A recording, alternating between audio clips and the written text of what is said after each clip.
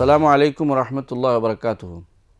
আলহামদুলিল্লাহ রবিল আলমিন ওসলাত ওসালাম আলা নবীল আমিন মোহাম্মদ ইবনে আবদুল্লাহ আলা আলিহি ও আসহাবি আজমাইন ওবাদ। সম্মানিত দর্শকবৃন্দ, আমরা আলোচনা করছিলাম ইমাম আবু জাফর তাহাবী রহমতুল্লাহ আলাইহি রচিত বয়ান ও এতেকাদ আহলুস সুন্নাহ ওয়াল জামাআহ, আহলুস সুন্নাহ ওয়াল জামাআতের আকীদার বর্ণনা, এই ছোট্ট গ্রন্থটি নিয়ে। এই গ্রন্থটি আমাদের সবার কাছে আকীদা তাহাবী নামে পরিচিত। এই গ্রন্থটির বিভিন্ন অংশ নিয়ে আমরা পূর্ববর্তী বিভিন্ন পর্বে আলোচনা করেছি। ইমাম আবু জাফর তাহাবী রহমতুল্লাহ আলাইহি এই পর্বে বলছিলেন যে ওয়াল আরশ ওয়াল কুরসি হক, আরশ এবং কুরসি হক। হক অর্থ হলো সত্য এবং যথার্থ, এবং যা রয়েছে তা বাস্তবতা রয়েছে, এবং সেটা তিনি সাব্যস্ত করছেন যে একজন আহলুস সুন্নাহ ওয়াল জামাতের আকীদায় যে বিশ্বাসী হবেন তাকে অবশ্যই বিশ্বাস করতে হবে যে আরশ এবং কুরসি দুটাই হক। আজকে আমরা আলোচনা করব আরশ এবং কুরসির আলোচনা তিনি কেন করলেন এবং কি জন্য করছেন। প্রথমত আমরা গত পর্বে যে আলোচনা করেছি তার ধারাবাহিকতা রক্ষার্থে বলছি যে আল্লাহ তাআলা আমাদের সাথে পরিচিত হয়েছেন তার নাম এবং গুণের মাধ্যমে, নাম এবং গুণাবলীর মাধ্যমে। আল্লাহ তাআলা দুনিয়াতে পৃথিবীতে তিনটি জিনিসে রয়েছে। আল্লাহর নাম গুণাবলীর পরে পৃথিবীতে যা রয়েছে তা সবই আল্লাহ তাআলার সৃষ্ট জিনিস। এর বাইরে এই দুনিয়ার বাইরে যে অংশ, যে তাতে কিছু জিনিস আল্লাহ তাআলা সৃষ্টি করেছেন, তার মধ্যে একটা হচ্ছে আরশ এবং কুরসি।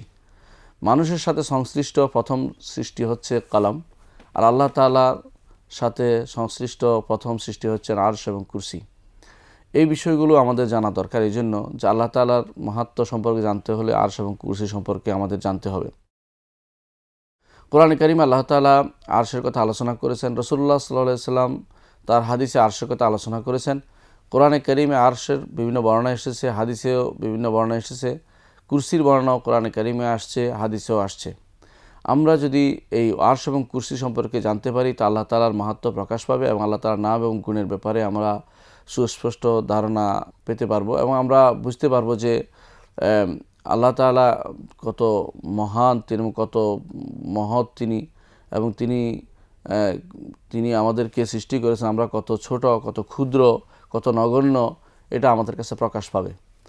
প্রথমেই আমরা আরশ এবং কুরসির বিষয়টি জানতে চাই। আরশের অর্থ হচ্ছে, আরশ শব্দের অর্থ হচ্ছে যে কোনো কিছু উপর হয়, যেটা উপরে থাকে সেটা আরশ হয়। যেমন বলা হয় তাকে যে আরশুল বাইত, ঘরের উপরের অংশ। যেমন আরিশ বলা হয় যে উপরে, যেটা আমাদের যে কুমড়ার বা যেগুলো লাউয়ের উপরে যে এটা দেয়া হয়, যেটার উপরে সাধারণত লাউ বেয়ে বেড়ায়, সে বা লাউর গাছ বেয়ে বেড়ায়, সেটাকে বলা আরিশ। এভাবে আরিশ বলা হয়, উঁচু কিছু জায়গাকে আরশ বলা হয়। তো এই হিসাবে আরশ এবং কুরসি, আরশের প্রথমে আমরা আরশে আলোচনা আসি। আরশ অর্থ কী? আরবি ভাষায় আরশের বিভিন্ন অর্থ রয়েছে। তার মধ্যে একটি অর্থ হচ্ছে সারিরুল মালিক, বাদশাহ যে বিছানায় বসে, চৌকিতে বসে, সেটার নাম হলো, সেই চৌকিটার নাম হলো আরশ, এটা বলা হয়। এটা আরবি ভাষায় এটা ব্যবহার আছে।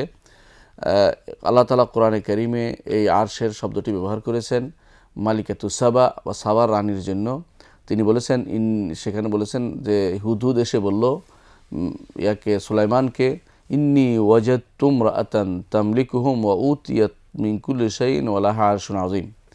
আমি একটি, হুদহুদ এসে বলল যে আমি একটি মহিলাকে পেয়েছি যে সে মানুষের রাজত্ব করছে, তাকে সব কিছু দেওয়া হয়েছে এবং তার রয়েছে একটি বিরাট আরশ। সে আরশের অর্থ সবাই বলেছেন যে এটা হচ্ছে সারিরুল মালিক বা রাজা বা বাদশাহ যেখানে বসে, সেটার নাম আরশ। সেটা একটা চৌকির মতো, সেটাতে তারা বসে সাধারণত দেশ শাসন করে থাকে, সেই হিসাবে রয়েছে। অনুরূপভাবে কোনো কিছু উপর বোঝানোর জন্য আরশের শব্দটি ব্যবহৃত হয়েছে কোরআনে কারিমে।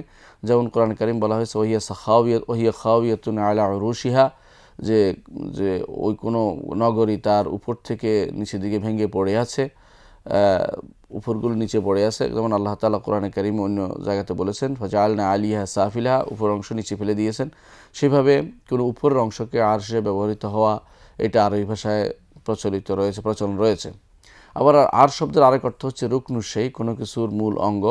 যেমন কোরআনে কারিম আল্লাহ তাআলা বলেছেন যে কোনো ওহিয়া খাওয়িয়াতুন আলা উরুশিহা, অর্থাৎ তার বিভিন্ন অঙ্গ ভেঙে সেটা পড়ে গেছে, গাছটা যে ঘর পড়ে আছে, যেগুলোর উপরে ঘর দাঁড়িয়ে থাকে সেটা ভেঙে গেছে, এটাকে বলা রোকনকে আরশ বলা হয়েছে কোরআনে কারিমে। অনুরূপভাবে আরশের আরেক অর্থ রাজত্ব আছে। আরবি ভাষায়। আরেক অর্থ আছে যে যার মাধ্যমে কোনো কিছু দাঁড়িয়ে থাকে, ব্যক্তির যে শারীরিক গঠন যেটার উপর দাঁড়িয়ে থাকে এটাকেও একটা আরশ ব্যবহৃত হয়। বিভিন্ন অর্থ আরশের রয়েছে, আরশের বিভিন্ন অর্থ রয়েছে। কিন্তু আরশের বিভিন্ন অর্থ থাকলেও কোরআন এবং সুন্নায় যে আরশ এসেছে আল্লাহ তাআলার জন্য, সেটার কি অর্থ সেটাই আমরা শুধু আলোচনা করতে চাই। সেটাকে বলা হয় শরঈ পরিভাষায় আরশ কি। শরঈ পরিভাষায় আরশের ব্যাপারটা কোরআনে কারীম বিভিন্ন জায়গায় আরশে এসেছে। তার মধ্যে সালফে সালেহিন যে অর্থে আরশে ব্যবহার করেছেন তা হচ্ছে যে এটা হবে শরীর।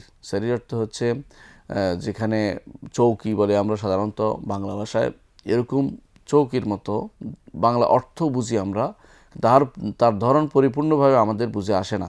কোরআন এবং সুন্নায় যা এসেছে সেটাই শুধু আমরা বর্ণনা করতে পারি, এর চেয়ে বেশি আমরা কোনো কিছু বাড়িয়ে বলতে পারবো না। কোরআনে কারীম আল্লাহ তাআলা বলেছেন আরশ সম্পর্কে, ওয়াতারাল মালাইকাতা হাফিনা মিন হাওলিল আরশে, আর আপনি দেখতে পাবেন মালাইকাদেরকে যে তারা আরশের চারপাশ ঘিরে আছে, আরশের চারপাশ ঘিরে আছে। এই আরশ হচ্ছে শরীর। এই তাফসীর ইবনে আব্বাস রাদিয়াল্লাহু আনহু থেকে এসেছে এবং সেই তাফসীর শুদ্ধি করেছেন, শুধু এই তাফসীরটি গ্রহণযোগ্য তাফসীর। অনুরূপভাবে কোরআনে কারীমে আল্লাহ তাআলা বলেছেন যুল আরশি ইউলকির রুহা আলা মান ইয়াশাউ মিন ইবাদিহি। যুল আরশ অর্থ আরশওয়ালা। এই আরশের তাফসীর করেছেন ইমাম তাবারী রাহমাতুল্লাহ আলাইহি যে এই আরশ অর্থ হচ্ছে যু শরীর আল মুহিত বিমা দুনাহু, যে এমন শরীর যে শরীর তার চারপাশে সব কিছু ঘিরে আছে, এমন একটি বিরাট শরীর, এমন বড় একটি চৌকি, সেটা সম্পর্কে আল্লাহ বলছেন যুল আরশ, তিনি সেটার মালিক।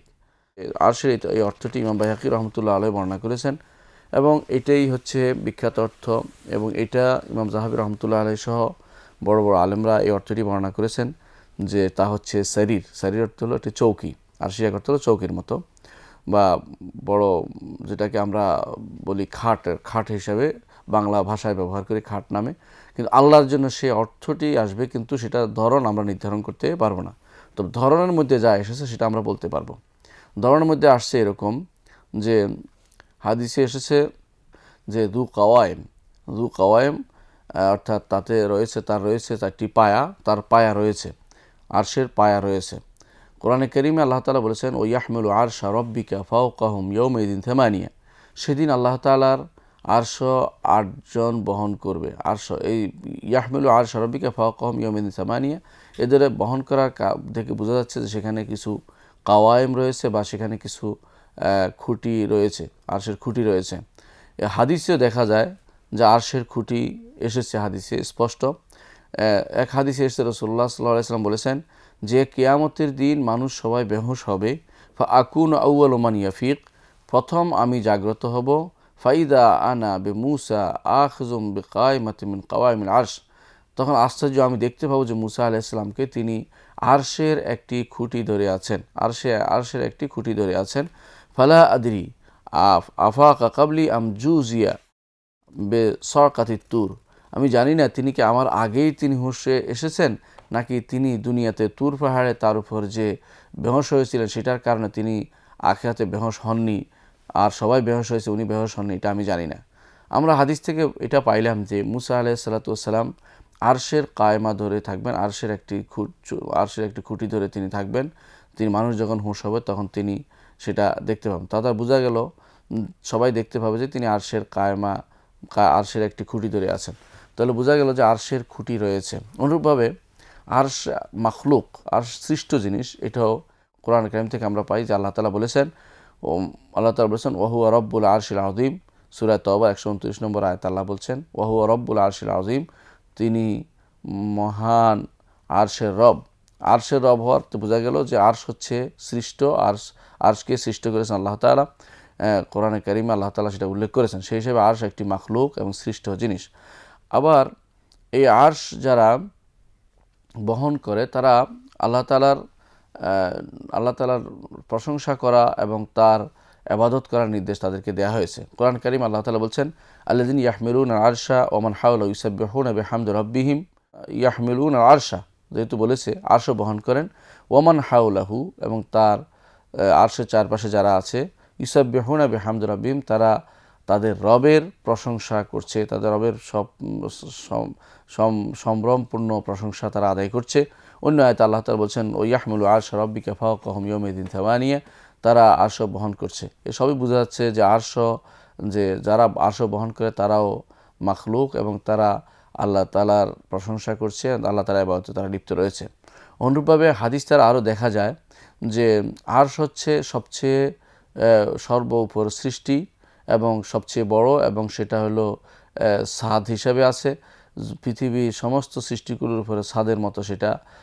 আর এর নিচে যারা আছে, তার নিচে যা আছে তা যেন বিস্তীর্ণ ভূমিতে ফেলে রাখা একটি একটি একটি মুদ্রার মতো, তার উপরে কুব্বা হিসেবে, তার উপরে যেন একটি গম্বুজ হিসাবে আরশ রয়েছে, তারপর গম্বুজ হিসেবে আরশ রয়েছে।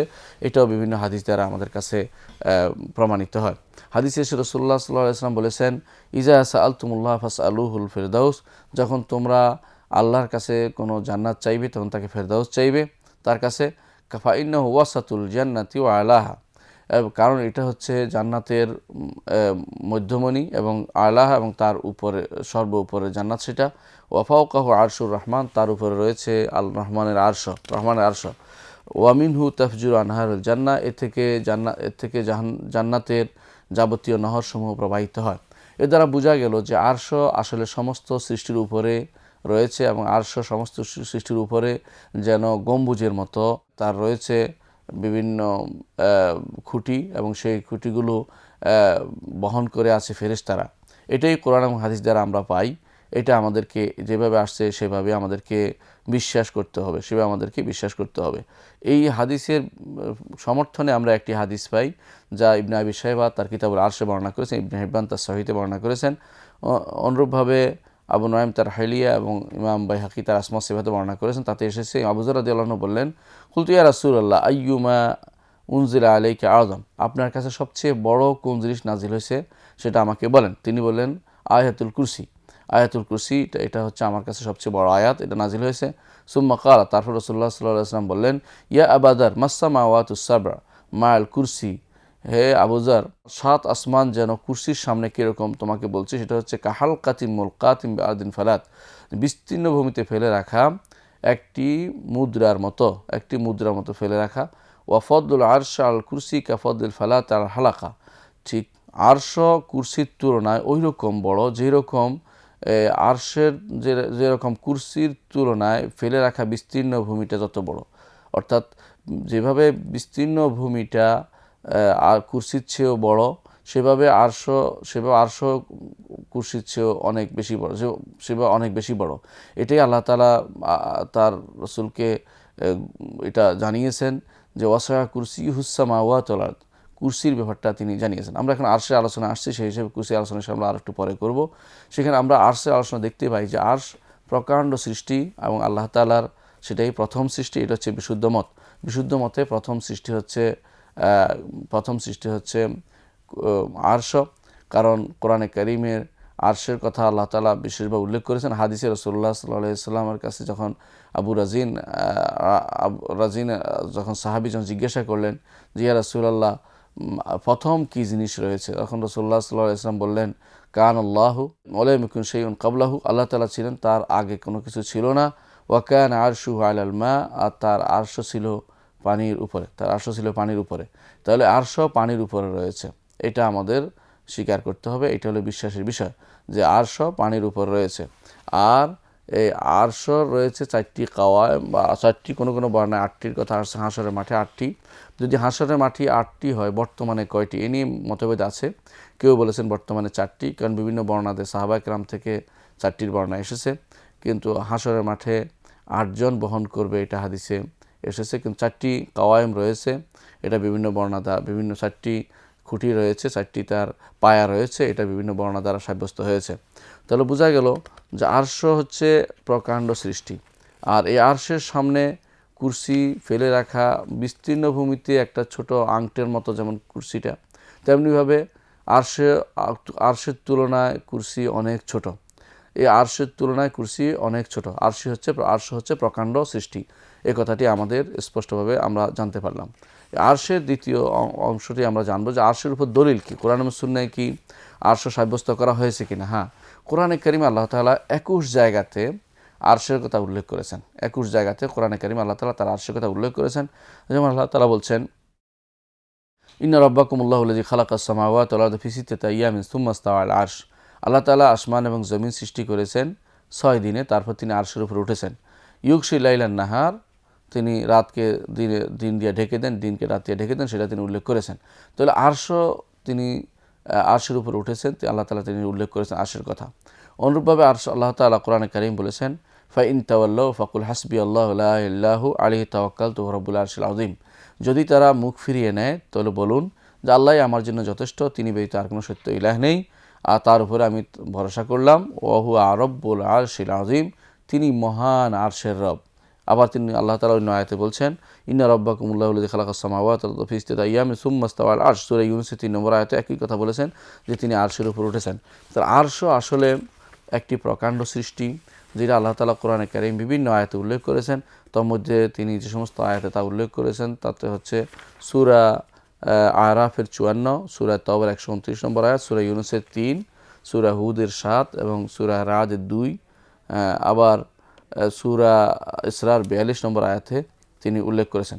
আবার বিভিন্ন জায়গাতে তিনি বলছেন আর রহমান ও আলা আরশি ইস্তাওয়া, সেটা আল্লাহ তাআলা বলেছেন আরশের উপরে তিনি উপরে উঠেছেন। আরশের কথা কোরআনে কারীমে 21 জায়গাতে আল্লাহ তাআলা উল্লেখ করেছেন।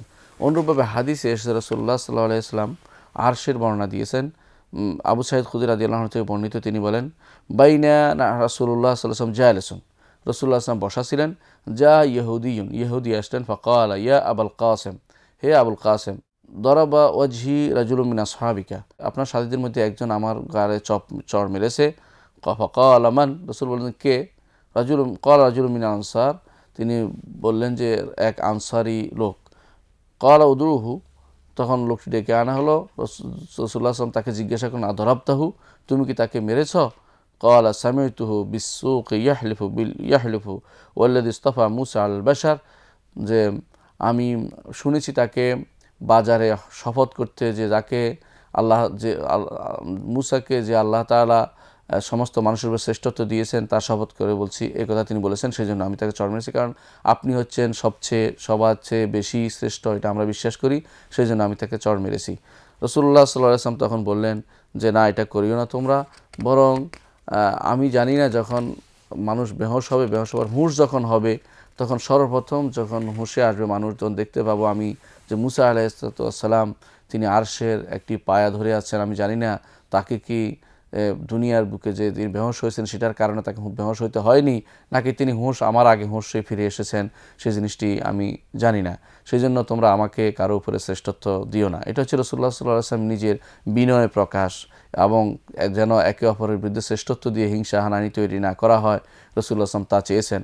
নতুবা রাসূলুল্লাহ সাল্লাল্লাহু আলাইহি ওয়াসাল্লাম সমস্ত বনি আদমের মধ্যে তিনি শ্রেষ্ঠ মানুষ এবং সমস্ত নবীদের তিনি সর্দার, একথা রাসূলুল্লাহ সাল্লাল্লাহু আলাইহি ওয়াসাল্লাম নিজে অন্য হাদিসে বলেছেন, আনা সাইয়্যিদু ওয়ালাদি আদম ওয়ালা ফখর, আমি অহংকার করে বলছি না, সমস্ত বনি আদমের আমি সর্দার।